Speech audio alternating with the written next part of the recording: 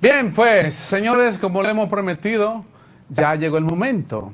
El momento, Chico Ambi, como hablamos nosotros en ciertas ocasiones, el plato cuando estábamos pequeños, que la carne te la dejaban de último. Bueno, tú no viviste ese tiempo. Claro que sí. Ah, bueno, que tú comenzabas a saborear y a dejar de último. Pero después mi madre me enseñó que no se podía hacer eso. No. Porque siempre se la daba cuando llegaba alguien, cuando no alcanzaba. En este momento tenemos el honor de recibir en nuestro programa Siempre Joven con Daniel Martínez de República Dominicana a Miosotti, la pastora Miosotti Sánchez de Saldaña. Así que con un fuerte aplauso le recibimos. Adelante, pastora. Muy buenas tardes, amados. Gracias, de verdad, por invitarme. Y para mí es un honor el poder estar con mi gente dominicana, ¿verdad? Y a todos aquellos que están en otros países también, gracias por esta oportunidad de estar compartiendo. Porque cuando intentamos localizarla, pensábamos, pero será fácil localizar a la pastora, porque como tiene mucho compromiso, siempre uno dice, bueno, pero bueno, el equipo de producción la localizó y excelente, de verdad que sí. Pastora, empezamos de una vez, tenemos algunas preguntas. Le digo a toda la gente que me está viendo, igualmente a usted, hablar con una persona como la pastora, hay mucho, pero como dicen, mucha tela por donde cortar. Y cada uno de estos temas con la experiencia, o cada pregunta que tú le hagas con la experiencia que hay, si lo extiende, hay mucho. Deberíamos negociar con la pastora y todos los sábados sale un tiempo para poder, como te digo, disfrutar al máximo. Bien, pastora, tenemos dos preguntas no. Hemos dividido lo que es,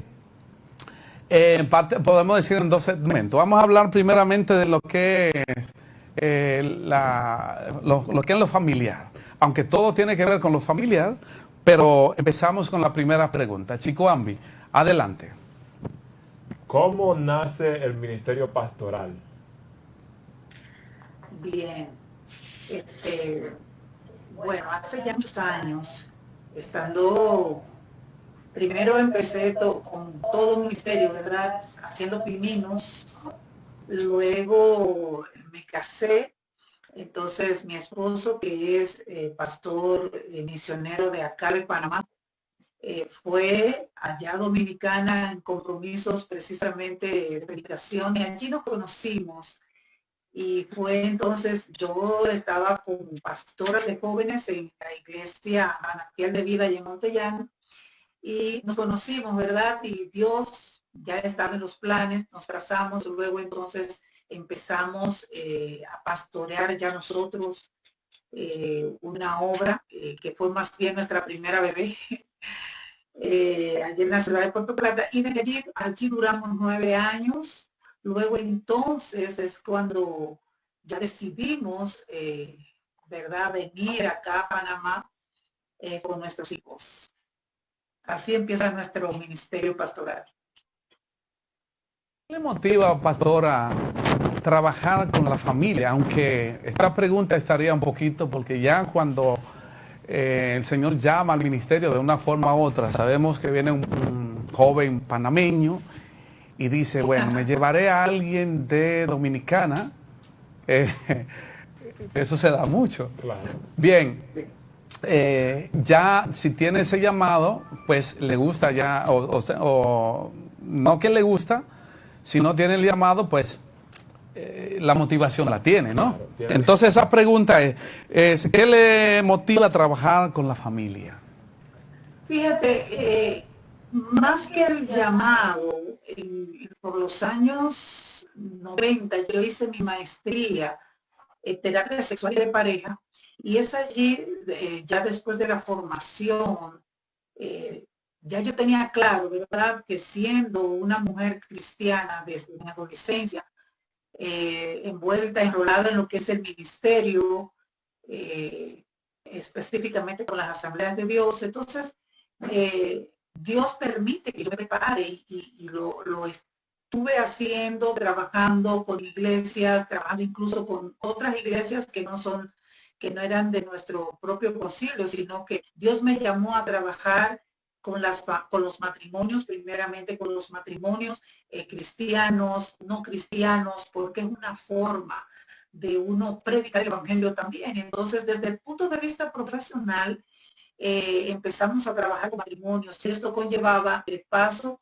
a trabajar con familias, porque si en una relación de pareja que ya tienen hijos, hay disfuncionalidad, no hay buen trato, no hay disfuncionalidad de todo sentido, ¿no? Entonces, eso repercute automáticamente en las familias. Entonces, es donde ya me veo envuelta también a trabajar con las familias, con la finalidad de llevar alivio a los síntomas de crisis que muchas familias viven. Bien, bien. Pastora, va de la mano lo que le quiero preguntar, que es, por ejemplo, ¿en qué momento usted siente? Porque yo sé que en el momento de decidir qué trabajo, cómo luchar con todo no podemos decir problema, pero con las situaciones que una familia pasa. Pero decir, me enfrento a esto, ayudar a personas, ayudar a familia. Hay un momento que usted siente que la familia debe ser escuchada. Porque en ese momento, cuando usted realmente se trabaja más de lleno podemos decir, con ese ministerio, ¿no? Por supuesto. Por supuesto. Así es.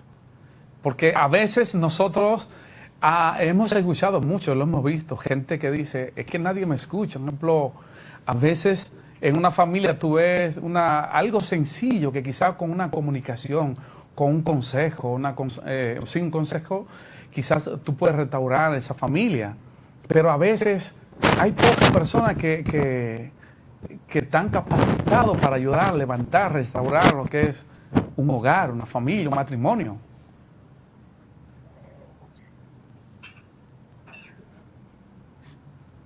¿Me escuchó, pastora? No, fue el sonido por un momento. La última parte no la escuché. Bien. Hay un momento donde usted siente que la familia debe ser escuchada. Ahora sí me escucha, ¿no? Sí. Bien. Y digo que hay muchas familias, muchos matrimonios, hogares que falta alguien que le dé una palabra de aliento, quizás que le aconseje en algo, a tomar una decisión. Y pienso que hay pocas personas que están preparados para eso. ¿Me sigue escuchando, pastora? Y lo estoy escuchando perfectamente. Bien. Entonces, para usted, hay un momento que usted decide que sí, trabajaré con la familia, porque hay alguien que necesita que le escuchen, necesitan una palabra de restauración o de... ¿Nos puede hablar un poquito de eso? Sí, pero claro, fíjate, en esto siempre habrá problemas en las familias. No hay una familia perfecta. Todas las familias, incluyendo, sean cristianas, independientemente de que sean creyentes o no, siempre se van a suscitar por esto lo que es el ciclo de vida de una familia, es decir, por las etapas en que se atraviesa. Cuando los hijos están pequeños no es lo mismo. Es más, después que la pareja decide unirse, ellos mismos van experimentando cambios, al igual que la familia van experimentando cambios. Qué bueno es poder escuchar, ¿verdad?, a la gente cuando tiene problemas, pero ese no es el problema. El problema es cuando la gente decide buscar ayuda, porque la mayoría de las familias muchas veces se encierran en ellas mismas y no buscan ayuda. Ahora bien, usted dijo algo importante. No todo el mundo está en la capacidad, aunque tenga buena intención, no todo el mundo está en la capacidad de dar ayuda a familias que están en crisis o están en problemas, porque no es el consejo en base a lo que es mi experiencia, sino en base a lo que es el conocimiento correcto.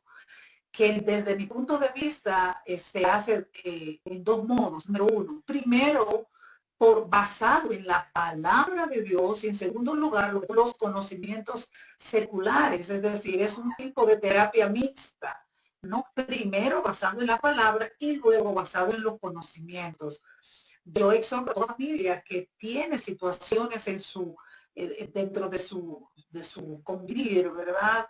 Dentro de su dinámica, que busque ayuda a quienes le puedan dar ayuda. A veces nosotros comentamos los problemas con cualquier persona porque necesitamos hablar y sin embargo no, los oídos que nos están escuchando no son los más apropiados para darnos los mejores consejos.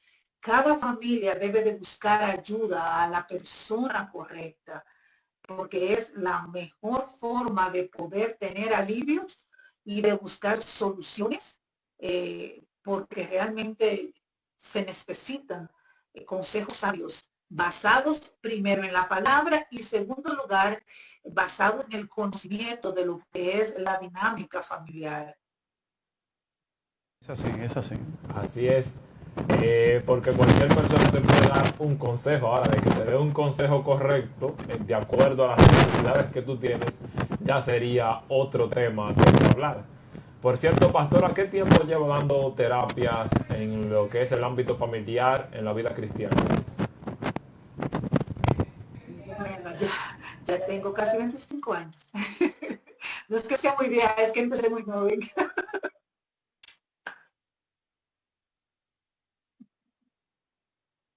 Imagino que muchas veces hay cosas que te llegan y tú lo sientes, lo sufres. Es como que aplica prácticamente lo que es la empatía. Cuando tú ves, ¿hay alguna de esto, alguna situación que usted haya vivido que la haya marcado para bien o para mal? Me explico, para bien, dice, wow, me gustó. Ok, perfecto. El terapeuta es enseñado a no dejarse invadir por sentimientos, porque en la forma en que uno se deja invadir ya es parte de lo que es la problemática. Sin embargo, eso no quiere decir que no seamos empáticos. Ponernos en el lugar de la gente que sufre es lo que nos permite a nosotros ser más humanos y no ver a las personas como clientes o sencillamente como personas comunes y corrientes. No. Cada familia tiene una situación y cuando están en crisis, cuando están atravesando crisis, todo terapeuta, ¿verdad? Entiende hasta qué punto está siendo dañada esa familia y es lo que nos motiva a nosotros a ayudar. Claro que sí, han habido situaciones muy duras en que uno mismo ha sido removido, ¿verdad? Y nos dice, oye, sí, de verdad está en una situación bien, bien crítica. Y nos motiva a ayudar más y nos entregamos más, nos enfocamos más en buscar ayudas paliativas a esas familias que están atravesando crisis muy fuertes. No todas las familias están en el mismo nivel de crisis. Hay crisis que están empezando, son más agudas, otras son mucho más crónicas porque llevan un tiempo mucho más, más lejos de estar envueltos en esas crisis.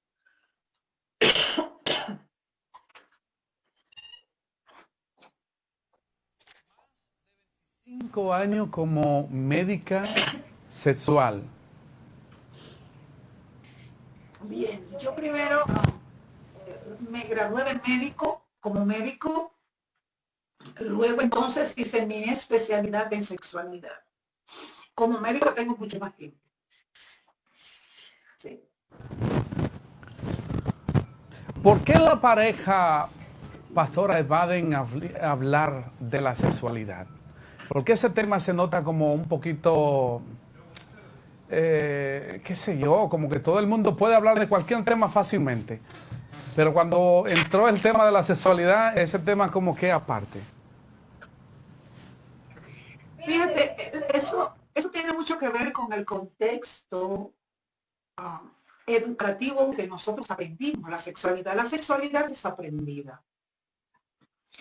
Y lastimosamente hay muchos mitos y tabúes que envuelven el tema de la sexualidad y por eso tú ves que cuando hablamos de sexualidad, mucha gente dice, oh, pero es una pastora hablando de sexualidad y hablando de todo así. O sea, y aislamos el concepto de la sexualidad desde el punto de vista bíblico. ¿Y por qué? Porque la sociedad, una sociedad ya vendida al pecado por una naturaleza caída, precisamente ha tergiversado lo que es el tema de la sexualidad. Sin embargo, vamos a ver la sexualidad desde el punto de vista bíblico, que es hermosa. No hay por qué tener miedo ni vergüenza. Perdón. Asimismo de la sexualidad, ocurren temas que son muy recurrentes. Por ejemplo, usted nos puede dar algún ejemplo de cuáles son los temas más frecuentes que las personas acostumbran a tratar más o preguntar más sobre. Bien, en la sexualidad pueden haber varios temas.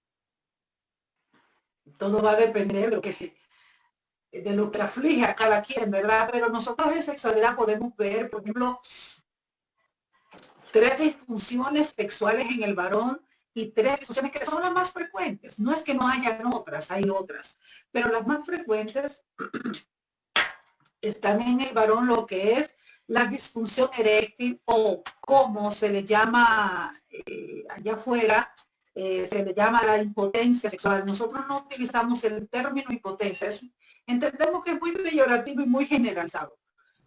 Hablamos de disfunción eréctil, que es a lo que muchos llaman impotencia. Hablamos de eyaculación precoz, allá hablamos de eyaculación retardada en el varón, todo eso. En la mujer también hablamos de 3 disfunciones que son las más frecuentes en la mujer. No es que no existan más, existen.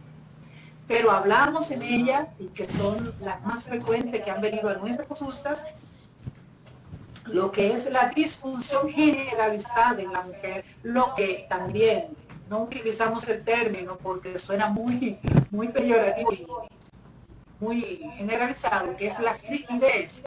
No hablamos de frigidez, le decimos, la llamamos más bien disfunción generalizada, que puede conllevar a una falta de deseo en sentido general, puede conllevar a una disfunción donde la mujer no tiene apetencia o apetito sexual, y puede ser también que no responda ante algunas caricias o estímulos sexuales, y todo eso va dentro del primero, de la primera disfunción, que es la disfunción generalizada en la mujer. Está la segunda entidad sexual o disfuncional en la mujer, que es la anorgasmia, es la incapacidad de ella responder o de abandonarse ante los estímulos que está recibiendo. Puede ser que sienta deseo, que tenga excitación y todo lo demás, pero cuando hablamos de anorgasmia, por ejemplo, la mujer que responde a los estímulos, a las caricias, sin embargo, en un momento determinado se queda frisada y no puede llegar a la etapa más sublime, en este caso, más gratificante, que es el orgasmo. Entonces a eso le llamamos anorgasmia. Y está también otra entidad en sexualidad, específicamente la mujer, que es el vaginismo. El vaginismo no es más que la mujer o ciertas mujeres que pueden presentar esta entidad, al momento de ser estimulada o intentar ser penetrada, sus músculos vaginales se cierran automáticamente ante el intento. A eso llamamos vaginismo, porque no permite que haya una penetración adecuada como debe de ser, como debe de fluir en lo que es la respuesta sexual humana, que es normal, algo estrictamente normal. Dios nos dio con la capacidad de responder sexualmente, desde lo que es la primera fase en el deseo hasta lo que es la culminación de todo el acto sexual.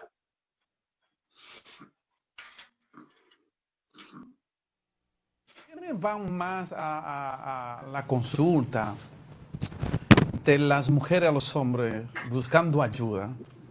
Porque yo sé... Yo estoy seguro que... No se ríe, pastor. Yo me río porque siempre me hacen la misma pregunta. Déjame decir que aunque la mujer padezca más frecuentemente disfunciones sexuales, el hombre no tiende a jugarse con su sexualidad. Para el hombre es muy importante. Y yo he visto que el hombre, una vez empieza a perder un hombre que hasta cierto punto de su vida ha sido activo y ha tenido buenas respuestas sexuales. Sin embargo, una vez empiezan a presentarse ciertos síntomas, acuden a buscar ayuda, acuden al médico. Mire, usted no tiene una pastillita porque estoy como medio fuego. Estoy como medio flojo, ¿entiendes? Entonces, el hombre... ¿Perdón? Siempre la pastillita, que muchos hombres la buscan. Pastor, usted sabe que...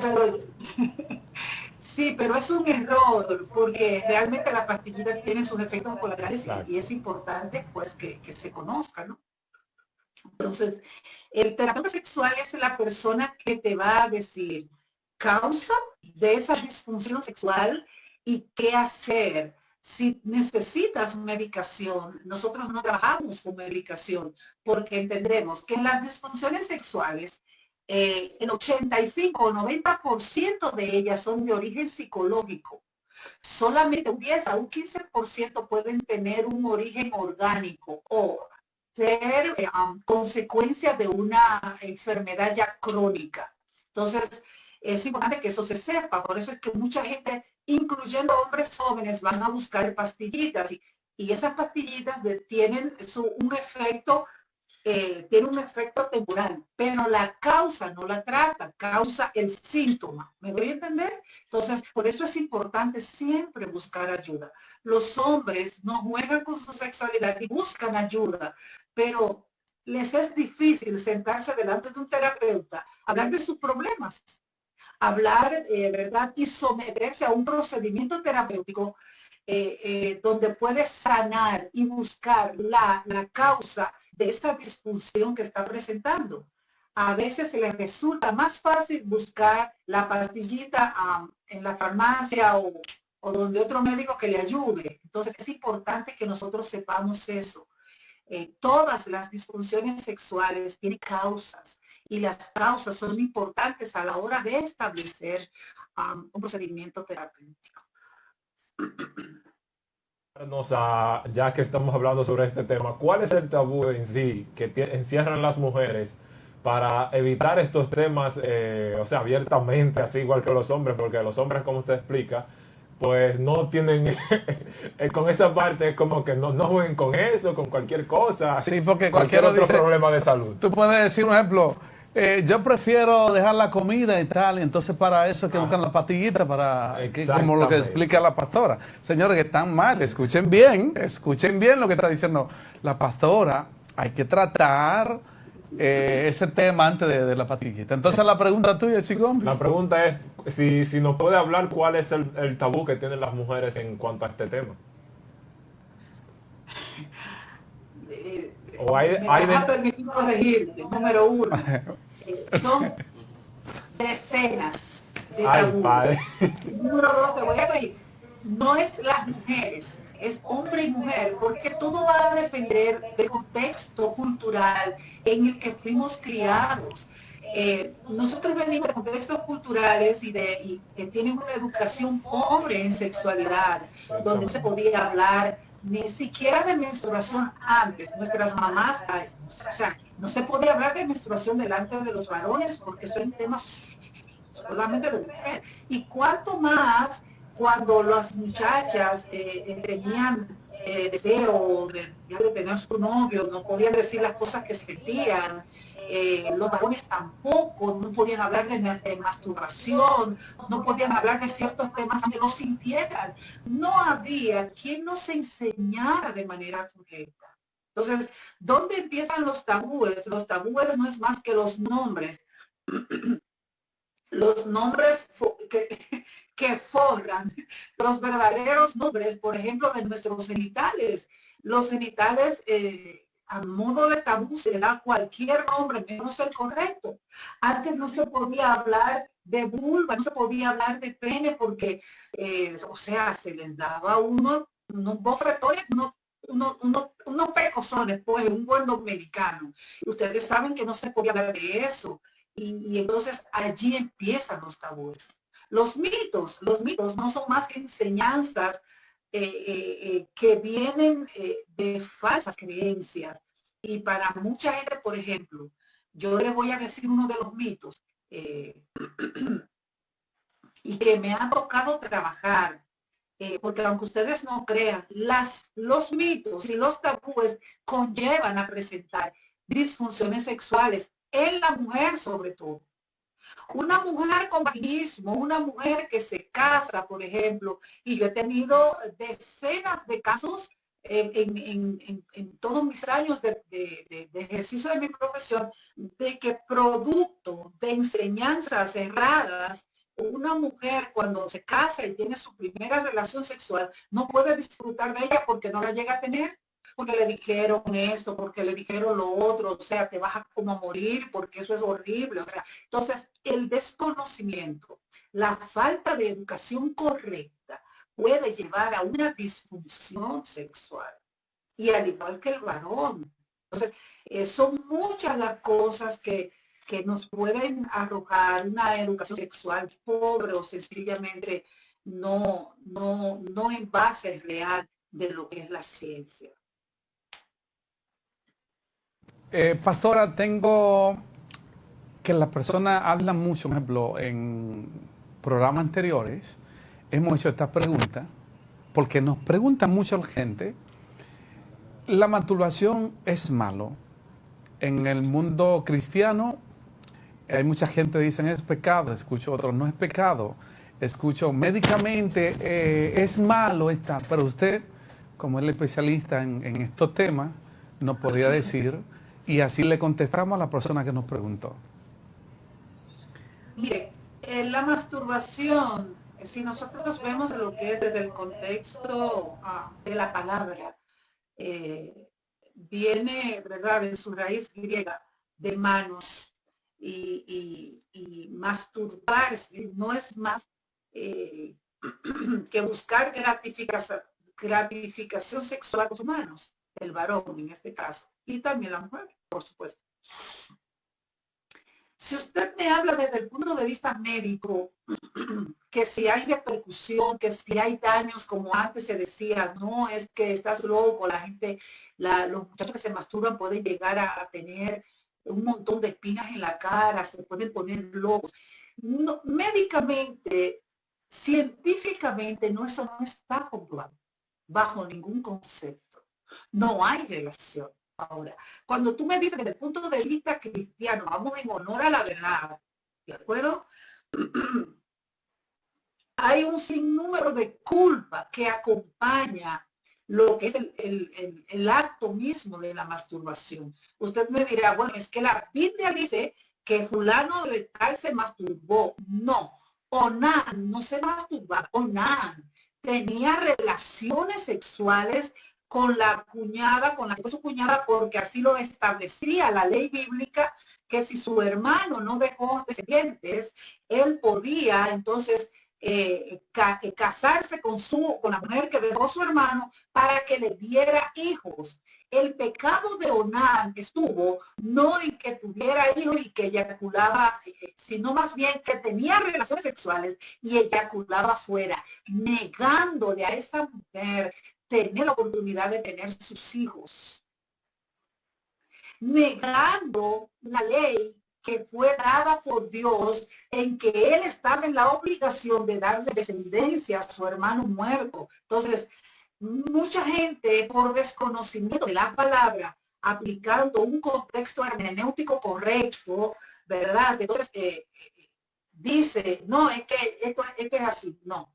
Ahora, si usted me pregunta a mí, muchos jóvenes que no tienen una vida sexual activa porque son cristianos, son creyentes en Cristo, usted no le va a decir a la edad de 14, 15, 16, 18, 20 años, mira, haz esto, usted no lo va a hacer. Cuando ellos recurren a la masturbación y lo hacen de una manera obsesivo-compulsiva, ya ahí empieza a haber un problema de conducta, un problema de salud mental, cuando se hacen con el fin, más bien la forma en que se hace, tengo que hacerlo, quiero estar solo para hacerlo. O sea, ya la conducta en sí ya no está bien.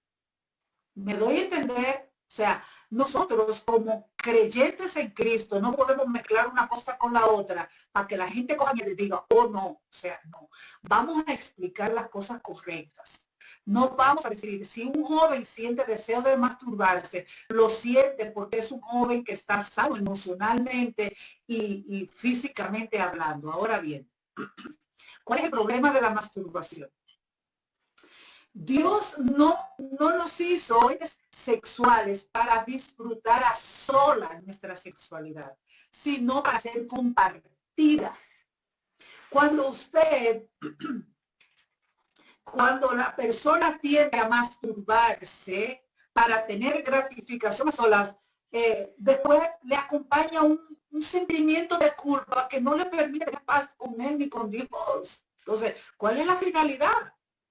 Dios no hizo la sexualidad para eso. Dios hizo la sexualidad y es bueno que se eduque a nuestros jóvenes, que sepan canalizar la sexualidad, que es normal que quieran tener novias, que ya sientan deseo. Todo eso es normal, nada de eso es diabólico.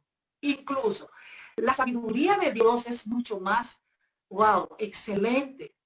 Muchos jóvenes en la edad de la adolescencia experimentan lo que son las poluciones nocturnas o lo que también llamamos en el argot popular los sueños húmedos o mojados. Que joven ni se acuesta pensando en nada, ni estaba viendo revistas pornográficas, ni nada de eso, pero durante el sueño sus testículos se cargan porque hay una sobreproducción de hormonas, de testosteronas, y que esto conlleva a una producción de ¿qué? De semen. Entonces, su organismo está sobrecargado. Y por eso tú ves que durante el sueño, sin él estar pensando en eso, sin nada, él eyacula. No se debe de tildar a un joven porque eyacule durante el sueño como un pecador, como una gente que es poco espiritual, porque eso lo hace el cuerpo como mecanismo de defensa, porque es un joven que no está sexualmente activo. Entonces, es bueno que entendamos que es una cosa y qué es la otra. Y hasta qué punto, porque no vayan a decir, la pastora crió go para que la gente, los muchachos se masturben. He dicho que no, que la masturbación en sí encierra muchos otros factores emocionales que a veces conllevan a otras cosas. Entonces, es importante que nosotros seamos equilibrados, que los jóvenes aprendan a cómo canalizar su sexualidad sin necesidad de masturbarse, sin necesidad de coger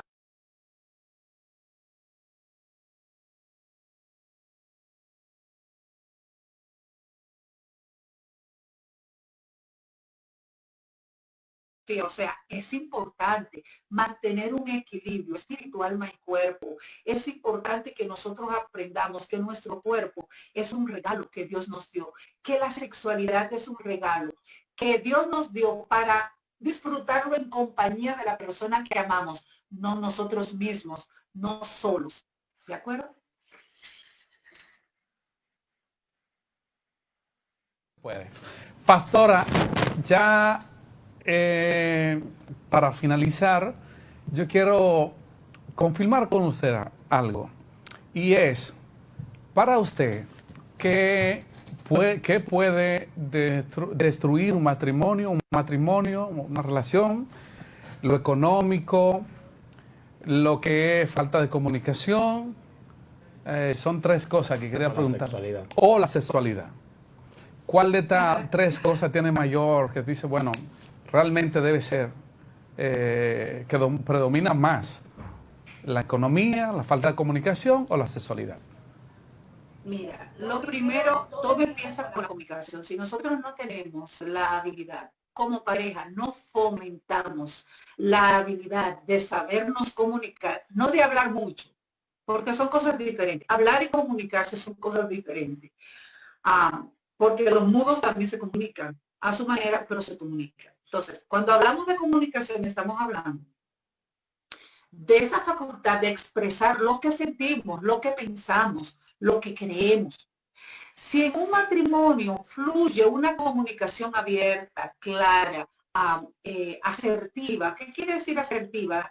Que sepamos hablar, decir lo que creemos, lo que pensamos, lo que sentimos sin dañar o ofender a la otra persona, sin que lo que decimos nos cause a nosotros ni a la otra persona una respuesta de ansiedad.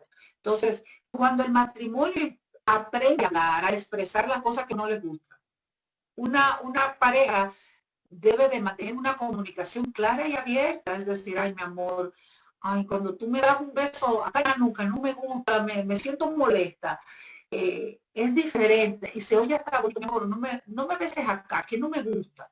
Se oye hasta diferente que decir, tú siempre estás con tu besuqueo que no me gusta. Entonces, es la forma. ¿De acuerdo? Entonces, la comunicación puede llevar a muchos problemas. Una persona puede estar enojada, puede estar molesta y quizás gritar. Si aprende a hablar, perdón, si aprende a hablar, aprende a expresar sus emociones, a calmar sus emociones y no tiene que herir a la otra persona. Si hay un problema cual fuere, si aprende a hablar, ese problema disminuye su capacidad de destruir la relación.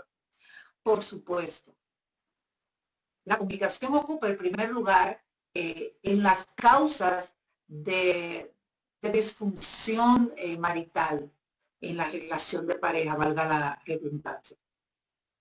Usted mencionó los problemas económicos. Fíjese, cuando en un matrimonio se unen dos personas y no hay la capacidad de saber manejar su economía, sus finanzas, sí puede llevar a una destrucción del matrimonio. Cuando tú ganas y yo no sé lo que tú ganas, yo gano y tú no sabes lo que yo gano y yo hago con lo mío lo que quiero porque yo lo gané, yo lo trabajé y viceversa. O sea, eso va a llevar a que dos cabezas estén trabajando en el hogar y por ende dos cabezas se convierten en un monstruo. La lucha del poder en el matrimonio conlleva un deterioro franco de la relación. El no saber qué hacemos cada uno con nuestro dinero, al igual que con nuestro tiempo libre, al igual que las horas delimitadas, que deben estar delimitadas en el trabajo para poder brindar tiempo de calidad a la relación y tiempo de calidad a la familia, son muchos factores, pero todo empieza con dos, porque somos dos. Es decir, la relación está basada en que en un hombre y en una mujer que se supone deben de tener un corazón claro, sin egoísmo, donde nada es mío o tuyo, sino de los dos. Entonces ahí empieza una buena relación. Cuando un matrimonio está claro en lo que cada uno aporta a la relación, para nada puede haber problemas. Y no es que no susciten problemas, claro, son humanos, pero ellos van a estar claros en que lo más importante en esta relación no soy yo, ni eres tú, sino el matrimonio. ¿De acuerdo? Las relaciones sexuales, si una persona tiene buena comunicación con su pareja, no tiene por qué ser problema las relaciones sexuales, porque se supone que de todo lo hermoso que Dios hizo en la creación, la sexualidad es la cereza del pastel. Entonces yo no me voy a pelear. ¿Quién se la come? ¿Tú o yo? No, no, no. La cereza es para los dos. ¿Me doy a entender? Entonces, es la habilidad de querer, es el querer que se resuelvan los problemas, no enfocado en que tú tienes el problema, tú eres la que causa los problemas, o ella le dice a él, no, eres tú que eres incomprensible, eres tú, o sea, cuando ese tú y tú están en pugna, por supuesto que las cosas van a pique. Lo más honesto es estar claros, ok, hay problema aquí. No nos vamos a señalar tú ni yo, sino tenemos un problema. Queremos resolver el problema. Yo siempre le hago la misma pregunta a las parejas cuando vienen a consulta y que vienen ya en crisis. Realmente ustedes están interesados en que se resuelva esta situación. ¿Desean mantener su matrimonio? Bueno, yo no sé, porque tenemos tantos problemas. Entonces, ese bueno, yo no sé, me dice mucho. Aunque todo el que va a buscar ayuda es porque de una u otra forma quiere que se resuelva el problema. Entonces, cada matrimonio debe de ser sabio y no permitir que como dice la palabra, casarnos las zonas pequeñas, las que echan a perder lo plantado. A veces son pequeñas cosas que echan a perder una relación. Porque yo llamo que el factor dinero, yo lo hago, que nosotros hacemos que se convierta en un monstruo y que nos coma. Que cuando era todavía pequeño se podía resolver. Así es, así es. Así es. Bien, pues pastora, muchas gracias por el tiempo que nos ha dedicado. Sabe que ya desde hoy extendemos una segunda invitación, porque la gente nos está escribiendo mucho y nos hacen varias preguntas. Entonces no podemos hacérsela a usted ahora por el tiempo. Pero sí nos gustaría que le diga a la gente cómo pueden comunicarse con usted, sus redes sociales o su medio de comunicación, o sea, que ellos puedan tener acceso al que le interese comunicar, hablarle, que usted nos diga en este momento. Bueno, realmente yo tengo mis redes sociales, ¿verdad? Lo que no estoy todo el tiempo en ellas. Pero en Facebook está mi nombre, Miosotis Saldaña. Estoy allí como Miosotis Saldaña y también mi esposo, Cristóbal Saldaña, que es realmente mi ayuda idónea, quien hace todo esto posible, quien me arregla los escenarios y quien responde muchas veces quien recibe todas las preguntas para entonces dar oportunidad. Sí, nosotros estamos en Facebook y también en YouTube. El canal de YouTube está a nombre de Cristóbal Saldaña. Pueden aquí hacer preguntas y nosotros pues podemos estar dando respuesta de la misma manera. Lo que hacemos es que escogemos preguntas las que son más frecuentes y más importantes, y entonces hacemos como un espacio parecido a para responder preguntas. Perfecto, pues muchas gracias. Mi correo electrónico, pues si desean, es dra.miosotissanchez@gmail.com. Muy bien. dra.miosotissanchez@gmail.com. Esos son los canales por los que ustedes pueden comunicarse conmigo. Así es. Pues, pastora, muchísimas gracias. De verdad que admiramos su trayectoria siendo médica sexóloga, trabajando con el tema de la familia, pastora, muchas cosas que lleva en sus hombros. Así que una vez más le damos las gracias. Madre a tiempo completo. Claro, le damos las gracias por estar con nosotros este tiempo y de veras ha sido una bendición. Así que, pastora. Gracias a ustedes por invitarme, de hecho. Gracias por sentirme en casa. Y aunque sea de manera virtual, me siento en casa, mi patria, mi nación. Así es. Gracias por contactarnos. Bien. Pues ya sabe que nos debe una segunda invitación. O sea, le tendemos la segunda invitación y usted ya tiene ese compromiso con nosotros. En lo más adelante, pues le avisaremos para ampliar un poquito más. Pastora, muchas gracias, de veras, una vez más, gracias, gracias, gracias. Siempre joven con Daniel Martínez, como siempre decimos, trayéndole un contenido divertido, entretenido, educativo y sobre todo informativo.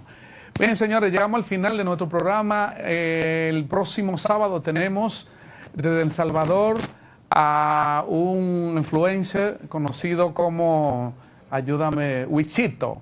Así es, un tipo muy dinámico, controversial, y ya saben, el próximo sábado. Dios les bendiga mucho a cada uno de las personas que nos están viendo. Gracias por el tiempo, compartan la transmisión y hasta el próximo sábado. Chicombi. Así es, señores, para nosotros ha sido más que un placer estar compartiendo con todos y cada uno de ustedes desde su programa Siempre Hablan con Daniel Martínez. Saludos para todo ese público que nos ve a través de las redes sociales, Televisión del Este, TV Luz, La Voz de la Luz y bendición de Dios allá en Honduras. Bendiciones para todos. Dios les bendiga mucho. Hasta la próxima.